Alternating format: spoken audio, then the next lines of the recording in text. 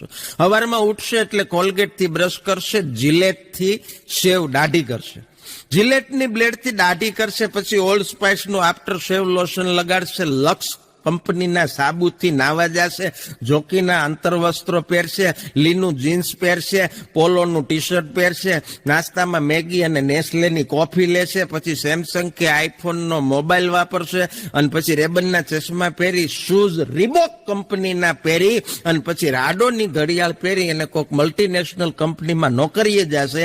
ત્યાં નોકરી કરતા કરતા પાછો એચપીનું કે લેનોવોનું લેપટોપ ઉપર એ કામ કરશે. એ કામ કરતા કરતા બપોરે મેકડોનાલ્ડની શોપમાંથી જમવાનું મગાવશે, અને પછી સાથે કોક અથવા તો પેપ્સી પીશે, અને એ પીતા પીતા પછી જમવાનું પતાવીને સાંજે ઘરે આવશે ત્યારે છોકરા હાટું લેયર્સની વેફરનું પેકેટ લાવશે.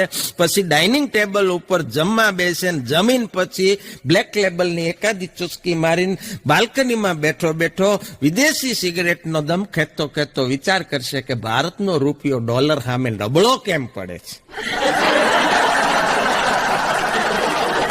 સવારથી સાંજ સુધીમાં લઈ અને જે કાંઈ વસ્તુનો મેન તમે ઉપયોગ કર્યો, નથી લાગતું કે સ્વદેશી તરફ આપણે થોડુંક પાછું વળવું જોઈએ? આના માટે જવાબદાર હું તમે નથી. હાસ્યની સાથે આ એક નાનકડી એવી માર્મિક ટકોર સમાજમાં